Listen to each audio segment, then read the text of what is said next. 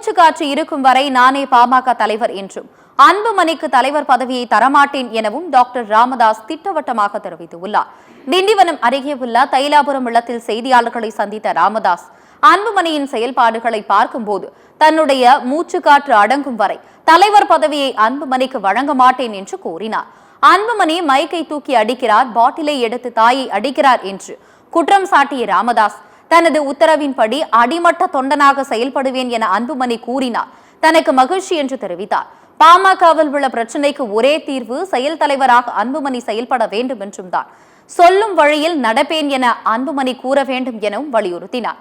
அன்புமணியை பார்க்கும்போது அதிர்ச்சி, மனக்குமுறல், இரத்த அழுத்தம் ஏற்படுவதாக ராமதாஸ் வேதனை தெரிவித்தார்.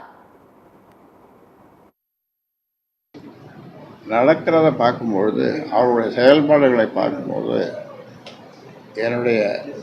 என் மூச்சுக்காற்று அடங்குற வரைக்கும் அந்த பதவியை நான் கொடுக்க மாட்டேன். மைக்கு தூக்கி அடிக்கிறவர், பாட்டில் தூக்கி தாயை அடிக்கிறவர், இது மகிழ்ச்சியாக வைக்கிற இதுவா? நான் எத்தனை நாளைக்கு போகிறேன் அப்படின்னு கொஞ்சம் வருத்தமாக சொல்லும்போது, நீங்கள் 100 ஆண்டு இருப்பீங்க, 100 ஆண்டுங்க இருப்பீங்கன்னு சொல்லிட்டு அவர் வாயால் மாறல முன்னாலேயும் பின்னாலேயும் ஈட்டியால் குத்திட்டு இருக்கோம். தூக்கம் வரமாட்டேங்குது. தூக்கம் மாத்திரை போட்டால் கூட தூக்கம் வரமாட்டேங்குது. ராமதாஸ் பேட்டியளித்த போது அருகே வந்த ஒரு சிறுமி அழுக வேண்டாம், நான் இருக்கிறேன் என்று தைரியம் கொடுத்தார்.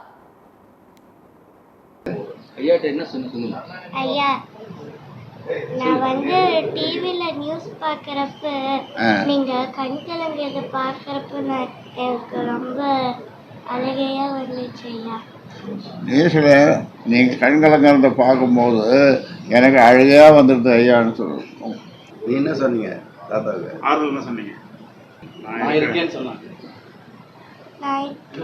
நான் இருக்கேன் அவரு